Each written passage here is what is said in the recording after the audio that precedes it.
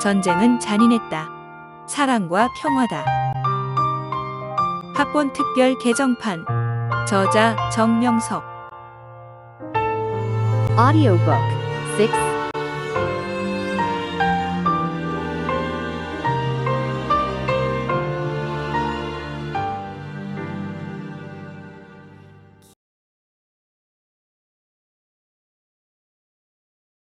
(3) 사랑하라. 헬리콥터 앞에서 기념 촬영. 앞쪽 좌측 처자. 굴 속의 베트콩을 생포하기 위한 실랑이. 제2소대장은 노획물과 포로로 잡아온 베트콩을 보더니 씩 웃으면서 이 분대 복 터졌다고 한마디 했다. 그리고 나머지 분대원들은 배낭을 벗어놓고 조별로 행동하며 주위의 동굴을 샅샅이 뒤져 수색하라고 지시했다. 주위를 샅샅이 수색하기 전에는 마음을 놓을 수 없기 때문이다. 소대장의 지시가 떨어지자 각 분대는 모두 주변 수색 작전에 들어갔다. 우리 분대도 천연동굴을 발견하고 수색을 했다. 굴 속에서 인기척이 나서 확인한 결과 적이 굴 안에 있는 것이 확실히 확인되었다. 총을 안에다 놓고 맨손으로 나오면 죽이지 않겠다고 하며 빨리 나오라고 하였더니 베트콩이 무서운지 고집을 부리며 나오지를 않았다. 굴 입구에서 몸을 숨기고 손전등을 비추며 빨리 나오라고 계속 소리를 질렀더니 오히려 굴 안에서 총을 쏘며 나오지 않아 우리 분대는 작전을 변경했다. 도관에 든 쥐와 같아서 수류탄 한 방만 까던지면 끝나지만 생포하여 정보를 얻어내기 위해 위험을 무릅쓰고 진땀을 흘리며 우리는 적과 1시간 이상이나 실랑이를 벌였다. 수평으로 쭉 뻗은 자연동굴은 불과 10m밖에 되지 않았다. 밖에서 손전등을 비추니 베트콩이 납작 엎드려 있는 모습이 보였다. 끝내 나올 것 같지 않아서 굴의 천장과 벽 그리고 적이 맞지 않게 사정없이 주위에 총을 쏴버렸다.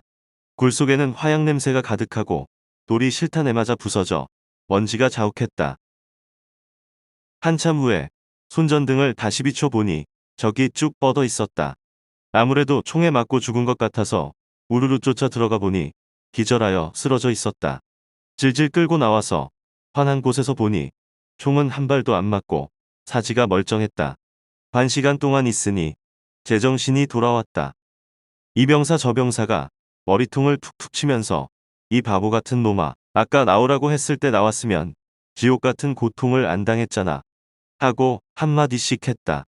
제대로 못 먹고 갖은 고생을 해서 베트콩은 얼굴이 반쪽이었다. 생포한 베트콩을 소대장 앞에 끌어와 세워놓으니 소대장은 평소 사병들에게 하던 어조로 이게 이 새끼야. 바싹 말라 힘도 없는 놈이 누구를 잡으러 다녀 하고 눈을 부릅뜨며 한마디 했다. 산이 떠나가라. 엽다 일행. 고함을 지르니 베트콩은 깜짝 놀라 두 손을 번쩍 들었다. 엽다 일행은 손 들어라는 말이다. 너랑 같이 있던 사람들은 어디 있어? 물으니 좀처럼 대답하지 않았다. 대답 안 하면 죽인다고 깨끗 아웃하니 알아듣고 할 수 없이 자기 비밀을 말하기 시작했다. 어젯밤에 산 너머로 모두 이동하고 우리 아군들의 작전 동태를 살피기 위해 자기만 남았다고 했다. 어제 해그늘에 베트콩들이 이동할 때 우리 이분대가 집중 사격하여 처치한 자들을 두고 말하는 것이었다. 그리고 베트콩들이 쓰는 총을 어디에 감춰뒀냐고 물으니 저쪽에 숨겨놓았다고 손가락질을 했다. 이 반가운 정보를 듣고 즉시 베트콩을 데리고 가보았다. 그냥 봐서는 전혀 찾을 수 없는 곳에다 녹슬지 않도록 총에 그리스를 흠뻑 발라 종이로 싸서 숨겨놓았다. 개인 화기 소총들이 나왔다. 이를 발견하므로 우리는 전날에 이어 또 큰 전과를 올렸다. 비양심. 주변 수색을 마치고 점심시간이 되어 각 분대별로 사주 경계를 하며 텐트를 치고 식사를 하게 되었다. 한참 식사를 하고 있는데 화앙 폭탄 터지는 소리가 났다. 우리는 점심을 먹다가 깜짝 놀라 먹던 시레이션 깡통을 엎어뜨리며 제자리에 엎드렸다. 흙덩어리, 돌덩어리가 무수수 떨어졌다. 이 무슨 일이냐고 소리를 질렀더니 앞에서 들려오길 괜찮으니 놀라지 말라고 했다. 우리가 쳐놓은 텐트 위에 피가 흐르는 살덩이 몇 점이 떨어져 있었다. 피비린내가 푹 풍겼다. 방금 폭음 소리가 날 때 흙먼지와 함께 떨어진 것이었다. 비린내가 너무 심해 구역질이 나와 우리는 먹던 것을 더 이상 먹을 수 없었다. 군대 무전으로 확인해보니 이날 아침에 나와 유병장이 시체 확인을 하러 계곡 쪽으로 갔을 때 내가 생포해온 베트콩을 한 상관이 데려다가 정보 파악을 했으나 제대로 불지 않는다고 크레모아를 터뜨려 죽였다고 했다. 그 상관은 평소 한번 매를 들면 부대의 어느 누구보다 무서운 사람이었다. 훈련 때도 얼마나 무섭게 부하들을 잡는지 호랑이 앞에 고양이처럼 만들어버리므로 부하들은 항상 위축되어 그의 그림자만 지나가도 머리끝이 선다고 했다. 순진하게 시골에서 자란 나로서는 그 매와 호령들이 더욱 두려울 수밖에 없었다. 그를 고추같이 매운 사람이라고 표현할까? 강철 같은 성격을 가진 사람이라고 표현할까? 광야의 하이에나같이 독한 사람이라고 표현할까? 그는 웃고 있어도 무서웠고 기분이 좋아 얼굴이 폈어도 무서웠다. 그런데 포로로 잡아온 베트콩을 죽였다는 말을 듣고서 너무 충격을 받고 격분하여 가만히 있을 수가 없었다. 내가 잡은 적이고 아무런 대항도 하지 않는데 왜 죽였냐고 그 상관에게 따지러 쫓아갔다. 그는 방금 베트콩을 크레모아 앞에다 세워놓고 스위치를 눌러 터뜨려 산산조각을 내놓고 텐트 안에 앉아 있었다. 나는 쫓아가 나와 유병장을 살려준 적을 왜 잔인하게 죽였냐고 따졌다. 그는 자기가 묻는 대로 대답하지 않아서 죽였다고 했다. 자기 부하를 살려주었으면 고마워서라도 양심적으로 살려주는 것이 도리가 아니냐고 말하며 가슴에 철판을 깔고 다니냐고 한마디 쏴붙였다. 그리고 하나님이 보시고 분노하신다고 말했다. 적이지만 자수하든지 우리 편이 되었으면 아군이나 마찬가지니 사랑해야 되는 것이 아니냐고 하며 적의 무기도 빼앗았으면 우리 것이니 폭파시키지 않듯이 적도 우리 것이 됐으니 죽이면 안 되지 않느냐고 양심을 찌르며 따졌다.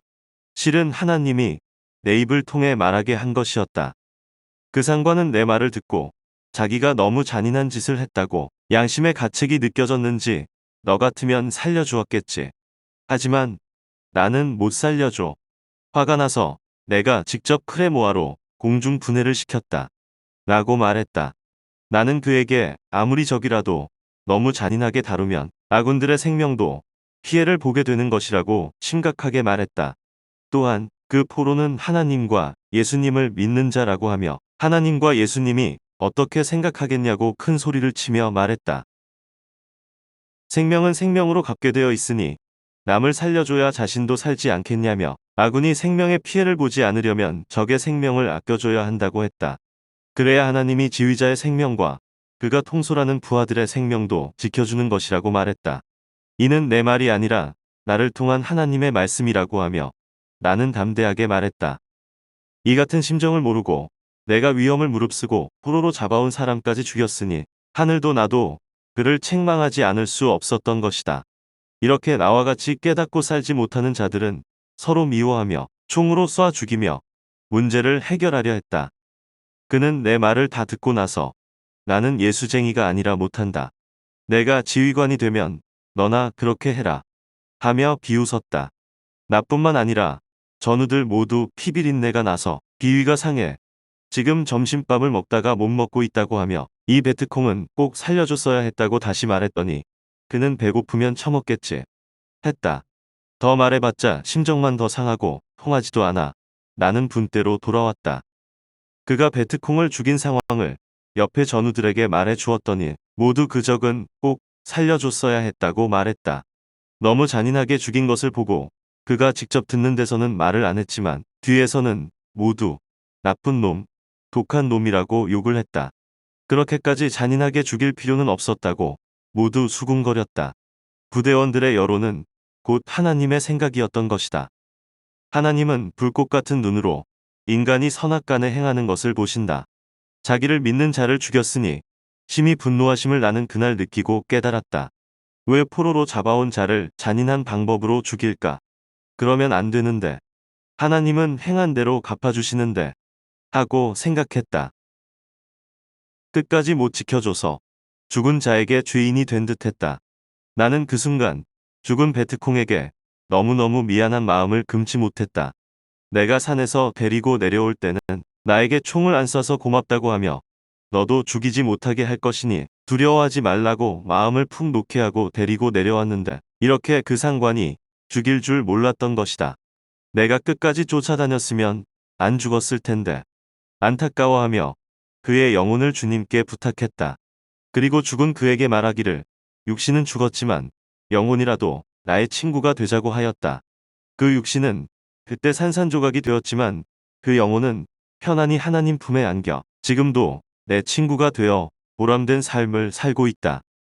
나는 이 일로 큰 충격을 받고 적의 생명을 귀히 보고 생포해와도 이렇게 죽인다면 내 마음이 더 아프니 이왕 살려줄 바에야 차라리 적을 포로로 잡아오지 않고 생명을 안전하게 살려보내는 편이 낫다고 생각했다.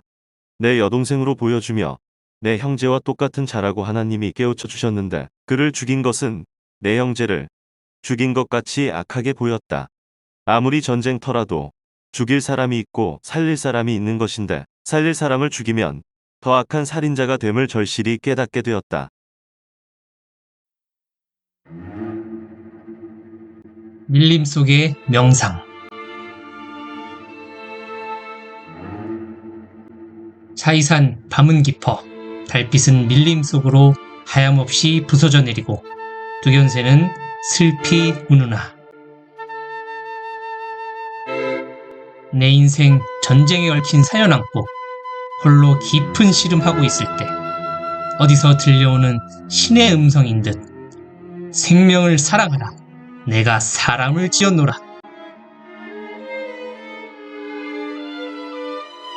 분명 내 마음속에 영음으로 들려오는 이 소리는 인간의 생명을 창조하신 신의 음성이로다.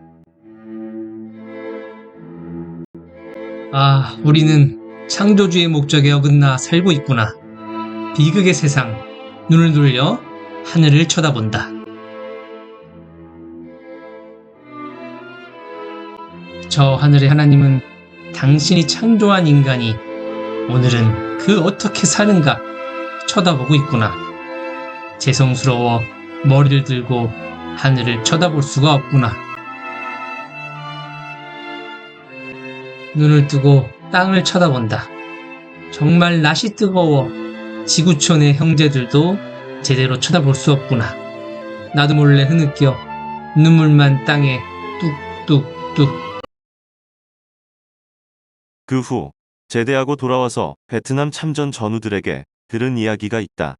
당시 내가 포로로 잡은 적을 그 상관이 크레모아를 터뜨려 죽였다는 보고가 연대장에게 알려지자 연대장은 용감하다고 하며 그를 APC 장갑차 책임자로 발령했다고 한다. 그때부터 그는 최고 위험한 지역에서 6개월 동안 근무해야 했는데 그곳에서 죽음의 공포를 뼈저리게 겪으며 지옥 같은 잔인한 고생을 너무도 많이 했다고 한다. 전우들이 얘기를 들으니 사람이 그 행한 대로 화도 받고 복도 받는다는 성경 말씀이 생각났다. 1998년 나는 불현듯 그 상관이 떠오르면서 어떻게 지내는지 궁금했다. 마음에 느껴지는 것이 있어서 그를 만나보라고 군에 있는 제자들을 시켜 찾아보게 했다. 제자들이 찾아보니 그는 현역 육군 중령으로 있다가 몇 년 전 가스 중독 사고로 죽었다고 했다. 40대 후반의 젊은 나이로 안타깝게 죽은 것이었다. 이 소식을 들으니 당시 베트남 전쟁 차이산 전투에서 나를 살려준 베트콩을 포로로 잡아왔을 때 크레모아를 터뜨려 죽인 것이 더욱 생각났다.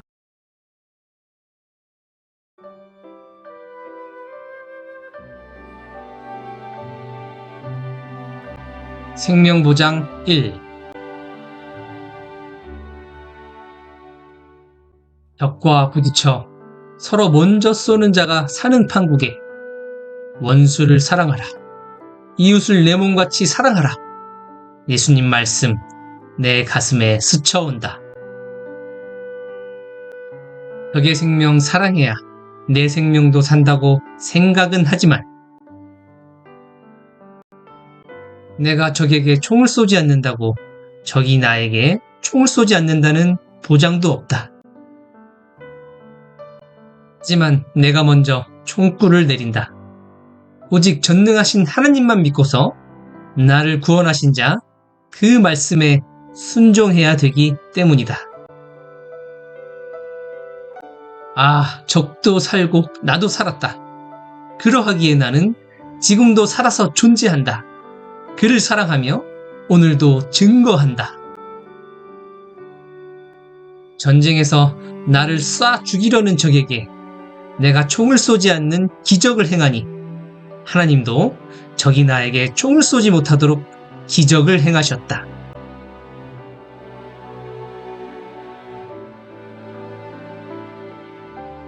생명보장 2. 내 가슴에 총을 겨누던 날, 내 생명 끝나는 날이었다. 내 생명 하늘 앞에 맡기고 처분만 바라며 눈을 감고 있을 때 산이 울리고 들이 울리도록 하늘에서 음성이 들렸도다. 사랑하라, 사랑하라. 그 말씀대로 하여 나 살고 적도 살았다. 알고 보니 그도 나도 하늘 믿는 한 형제였도다. 감격해 서로 얼싸안고 울었네. 사랑하니 서로 친구 되고 형제 되었도다. 지구촌 모든 사람 한 형제 자매로다. 이념 다르고 사상 달라 형제끼리 싸우고 죽이고 전쟁이로다. 사랑하면 천국, 미워하면 지옥. 사랑하면 살고 미워하면 죽음이로다. 내 부하 살려주어 잡아온 적을 고맙다고 사랑하며 껴안고 좋아해야지. 나와 같이 하늘 믿고 살려주기를 바라며 애처롭게 처분만 기다리던 자를, 양 같던 자를 무슨 양심으로 그 몸을 잔인하게 폭파시켜 산산조각 흩어지게 하여 그 피비린내 머리에서 지워지지 않게 하였는가. 보는 자들 모두 고함을 치며 저렇게 하면 안 되는데 참으로 독하도다. 어찌 그리 독할 수가 있으랴.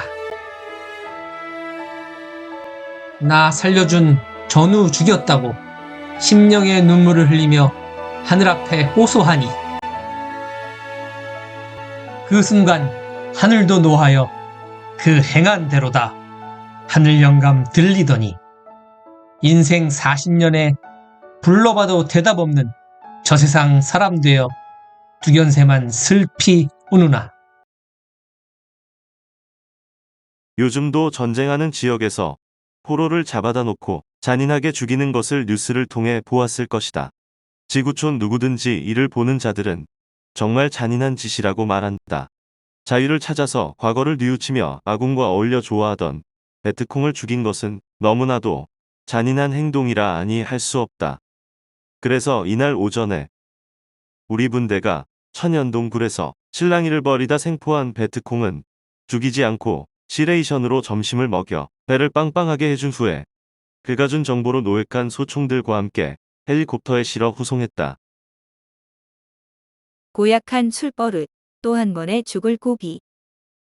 그 상관을 생각하면 술과 연관된 일화도 떠오른다. 그는 평소에 나와 친하게 지냈다. 내가 술도 안 먹고 금욕주의자로서 신앙생활을 철저히 하는 것을 보고 나를 신뢰했다. 그는 가끔 내 분대 막사에 들어오곤 했다. 내가 성경을 읽고 있으면 씩 웃으며 목사님 안녕하십니까? 했다. 그는 신앙생활을 안 하는 뺑돌이 장교로 나는 그를 여러 번 만나서 지도자는 전쟁터에서 누구보다도 하나님께 기도하고 신앙생활을 해야 한다고 말했다. 그래야 위험한 전쟁터에서 부하들도 잘 되고 작전에서도 성공할 수 있다고 했다. 그는 나에게 내가 하나님을 잘 믿고 있으니 나는 안 믿어도 된다.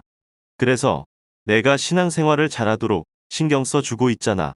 나는 술 먹고 매일 회개하기 싫어 예수 못 믿겠다. 했다. 물론 신앙생활을 하지 않는 자들을 보면 핑계거리가 다 있다. 목사 꼴 보기 싫어서 못 다니겠다. 서로 싸우는 꼴 보기 싫어 못 다니겠다. 헌금 내라고 하니 못 다니겠다고 한다. 그 상관은 내가 내 대신 회개 좀 해줘라.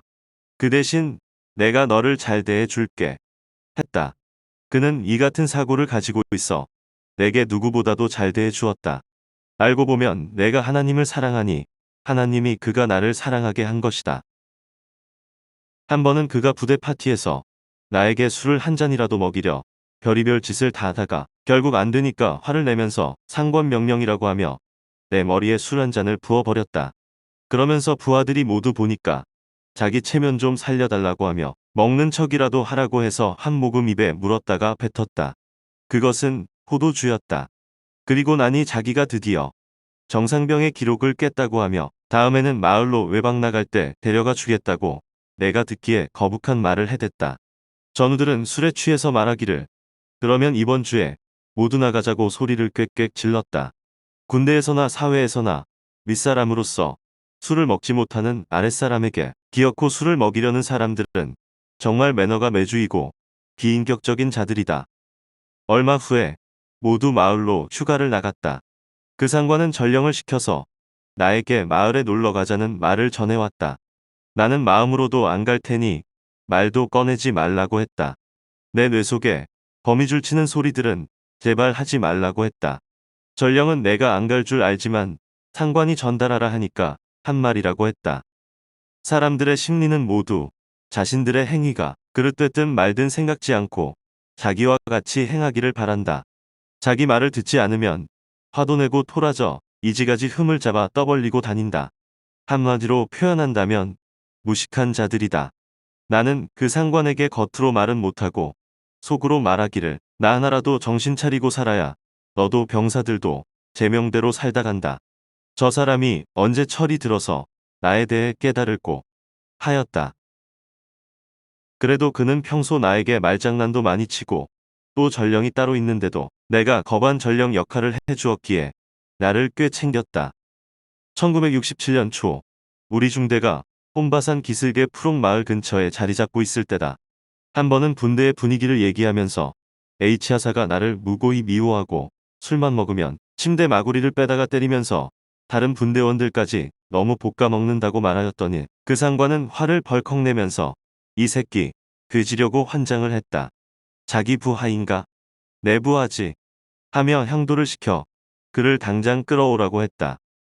실상 H하사는 술을 음료수같이 전투식량같이 먹는 자였다. 수색작전 때는 술을 심하게 먹지 않지만 맥주를 꼭 배낭에 넣고 다니며 수시로 마셨다. 그는 전쟁터에서 술에 중독되어 평소 술만 마시면 맛이 가서 주정을 하고 각종 트집을 잡고 군대원들에게 기합을 주곤 했다. 그 누구도 못 말리는 술버릇이었다. 한 번은 작전 중에 나를 향해 총을 쏘려고까지 했다. 새벽 2시쯤 술김에 그랬는지 앞에 근무를 세워놓고는 나에게 총을 쏘려 장전하는 순간 그 옆에 있던 전우가 보고 왜 이러십니까? 하며 얼른 총을 빼앗아 나는 구사일생으로 살게 되었다. 가슴을 쓸어내리며 나는 재빨리 논두렁 밑으로 들어갔다. 거기에 매복하면서 평소에 자기 말을 안 듣는다고 나를 미워하더니 이러다 내가 적에 의해 죽기보다 상급자에게 죽임을 당하겠구나 생각했다. 그리고 인생은 투쟁의 역사구나. 누구든지 싸움에서 이겨야만 살아남는데 적은 피할 수 있으나 아군이 술 먹고 나를 죽이려 하는 이 운명은 어떻게 피하나 고심하며 달빛 아래 한없이 울면서 하나님께 기도했다. 그날에도 또 한 번의 죽을 고비가 닥쳤지만 나와 늘 함께 하시는 하나님께서는 한 전우를 경호원으로 써서 내 생명을 지켜주셨다. 그런데 그 전우를 쓰신 것도 우연이 아니었다. 그는 이전에 모기장 없이 밤새 근무를 서다가 수백 마리씩 달려드는 모기 등살에 너무 시달려 순간 죽고 싶은 마음을 이기지 못하고 자살하려 했던 자였다. 자신에게 총을 겨누던 순간에 내가 그 모습을 발견하고 뭐하는 짓이냐 하며 재빨리 가서 총을 빼앗았다. 그는 모기에게 뜯겨 죽느니 스스로 죽어버리는 게 낫다고 하며 괴로워했다. 알아보니 선임하사가 그 전후에 모기장을 뒤집어쓰고 잠든 바람에 그는 모기떼의 기습작전에 홀로 맞서 싸우고 있었던 것이다. 즉시 선임하사를 깨워 상황을 보고하고 그 모기장 안에 들어가게 해주었다. 이러한 사연 속에서 하나님은 내가 그 전후의 목숨을 지켜주게 하시고 또 그를 통해 나도 살려주신 것이었다. H하사는 평소에 너는 술 못 먹으니까 내 심정에 안 맞다. 술벗이 못 되니 내 속을 모른다. 라며 나를 눈엣 가시로 여겼었다. 하지만 나는 그가 술을 마시는 것이 싫어서가 아니라 술만 먹으면 나와 분대원들을 짐승같이 취급하고 괴롭히기 때문에 평상시 서로 말이 통하여 이야기를 할 때마다 술을 너무 많이 마시지 말라고 당부했다. 술 먹으면 건강상 오래 못 산다라고 심각하게 말을 해주었건만 그는 체질에 밴 술을 좀처럼 끊지 못했다. 상관의 명령으로 향도에게 끌려온 H하사는 그때도 술을 먹어 술 냄새를 풍풍 풍기고 있었다. 그 상관은 침대 마구리를 빼오라고 하더니만 향도 등짝을 몇 번 후려 때렸다. 그리고 향도에게 내가 너한테 시범을 보인 대로 이놈을 나보는 데서 반 죽도록 때려라 했다. 향도는 맞고 화가 나서 그를 엎드려 뻗쳐 시켜놓고 왜 전쟁터에서 부하를 아끼지 않고 그렇게 못살 개굴고 때리느냐. 너도 한번 맞아봐라 하면서 사정없이 때렸다. 그랬더니 그는 마치 땅바닥에 내쳐진 개구리처럼 부대 본부 마당인 시멘트 콘크리트 바닥에 쭉 뻗었다. 나는 맞고 있는 그를 지켜보며 저것이 하나님의 심판이라고 생각했다. 한편으로는 저렇게 맞고 난 다음에 우리를 더 볶아대면 어떻게 하나 은근히 걱정도 되었다. 나는 이제 그만하라고 했다. 그 지휘관은 한번 손봐 주려고 했었는데 오늘 이 새끼 잘 걸렸어. 육군 장교를 우습게 보고 술 먹고 대수롭지 않게 행동하다니 언젠가 걸리면 반 죽이려 했다. 라고 말하며 말리지 말라고 했다. 그 상관도 평소 술 먹고 자기의 입장을 곤란하게 한 그에 대해 기분 나쁘게 생각했었지만 그것을 가지고 때릴 수는 없었던지 참고 있다가 이날 나와 부하들의 이유를 달아서 때린 것이었다. 앞으로도 그가 술을 먹고 또 때리거든 즉시 보고하라고 했다. 하지만 그는 사회에서도 술 없으면 못 살 정도로 술고래였기에 이런 일이 있은 후 한 달도 못 가서 또 분대원들을 너무 괴롭혔다. 그 상관에게 다시 말도 못하고 또 말해봤자 나중에 알게 되면 신세만 더 고달플 것 같아서 우리 분대원들은 완전 군장을 하고 중대 기지를 빠져나가 멀리 사라졌다. 소대장이나 중대장이 알게 되면 그는 책임 추궁을 받고 애간장을 태울 것이기에 일부러 골탕 먹이려 한 것이었다. 새벽 1시에 우리는 무전기로 중대장을 직접 불렀다. 민 중대장이 무전을 받았다. 누구냐고 묻기에 우리는 1소대 2분 대원들인데 지금 중대 기지를 벗어나 멀리 나와 있다고 했다. 어떤 자가 술을 먹고 너무 때리고 볶아대서 군대 생활 못하겠으니 차라리 적이 돼서 사는 것이 편하겠다고 말했다. 중대장은 자기가 모두 책임질 테니 돌아오라고 했다. 우리는 이 일은 소대장도 중대장도 책임질 수 없는 일이라고 했다. 온 중대에 소문이 나도록 전쟁터에서 술을 먹고 사회보다도 더 무질서하게 지내는데 어떻게 그대로 내버려 두느냐고 항의했다. 민 중대장은 소대로 가지 말고 중대장실로 모두 돌아와 자기와 의논하자고 살살 달랬다. 결국 우리는 중대장에게 가기로 결정했다. 중대장실에 들어가니 우리를 보고 착한 너희들이 왜 이렇게 하느냐. 속 이야기를 해봐라. 했다. 역시 우리는 조금 전과 동일한 말을 하며 술을 먹고 때리는 자의 문제를 해결해 달라고 했다. 그러자 중대장이 조치하겠다고 하며 H하사에 대해 알고 있는 그 상관에게 연락을 했고 우리는 그에게로 가서 모든 상황을 또 보고했다. 그는 무슨 문제가 있으면 자기에게 말하라고 했는데 왜 안 했느냐고 하며 아무리 그래도 중대 기지를 벗어나면 어떻게 하느냐고 우리를 추궁했다. 그리고 즉시 H하사를 데려오라고 했다. 역시 그날도 그는 다른 분대원들이 어디 간 줄도 모르고 술을 먹고 잠을 자고 있었다. 그 상관은 이 개이식기야. 전투지가 내 집구석이냐 하며 조인트를 까댔다. 그는 술 냄새를 풍기며 겨우 정신이 나서 한마디 한다는 것이 왜 이러십니까? 했다. 그러자 이 새끼가 맞아 죽고 싶나? 라고 소리를 지르며 그 상관은 침대 마구리로 마치 복날의 개처럼 떡판이 되도록 때렸다. 그리고 이 새끼 내가 무서운 줄 몰라? 하며 쇳소리 나는 목소리로 한마디 호통쳤다. 그러면서도 그가 술 먹는 것은 정말 못 말리겠다고 생각했는지 앞으로 하루에 술을 작은 컵으로 한 종지 이상 먹으면 반은 죽이겠다고 하며 각서를 쓰라고 했다. 그날부터 술 계엄령이 내려진 것이었다. 그가 차라리 안 먹겠습니다. 하니 야 개이시키야 똥개가 똥이 먹고 싶어서 참을 수 있겠냐 하며 웃었다. 그 상관도 그에게 술을 아예 못 마시게 할 수는 없다고 생각하며 알코올 중독자 취급을 한 것이다. 그날 밤 그는 회심한답시고 우리를 분대 초소에 데리고 가서 너희가 어쩜 그렇게까지 할 수 있냐 라고 계속 웅얼거리며 밤을 새웠다. 상관에게 맞아 죽을까봐 우리를 때리지는 못하고 화가 나서 잠을 못 자게 복가된 것이었다. 역시 군대라서 할 수 없었다. 죽일 수도 없고 볶아 먹을 수도 없는 사람이었다. 적보다 더 얄미웠다. 최고 지휘관들의 계급이나 무서운 성격으로도 그의 술버릇은 끝내 고쳐주지 못했다. 이 글을 쓰면서 그때 상황을 조금 더 자세히 알기 위해 같이 베트남에서 근무했던 옛 전우 박정배에게 전화를 했다. H하사에 대해 기억나는 것이 없느냐고 물으니 술을 먹고 군대원들을 때린 기억밖에 나지 않는다고 하며 그 새끼한테 맞은 것은 지금도 생각하면 진절머리가 난다라고 했다.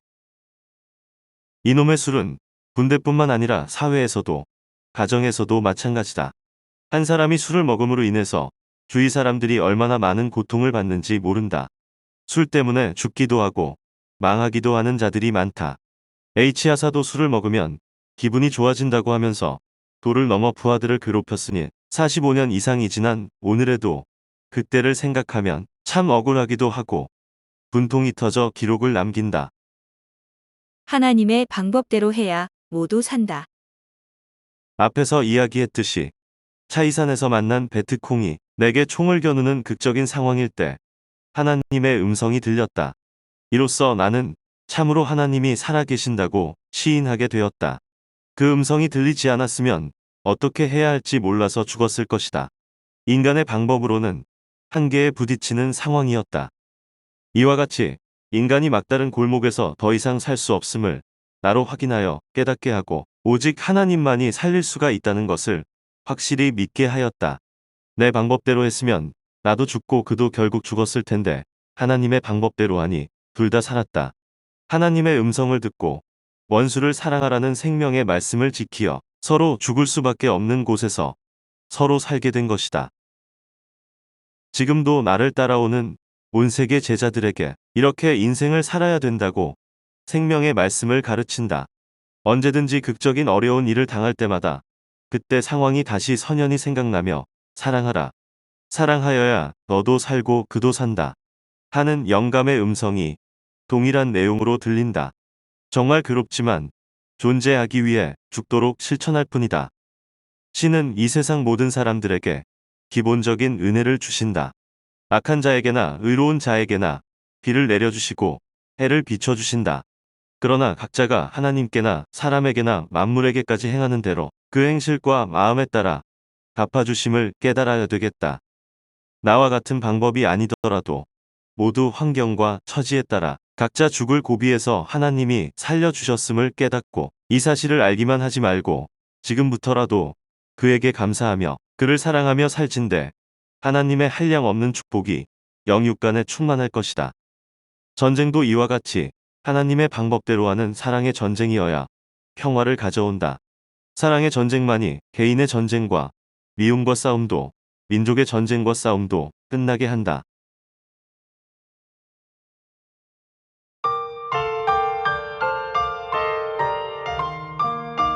저자 소개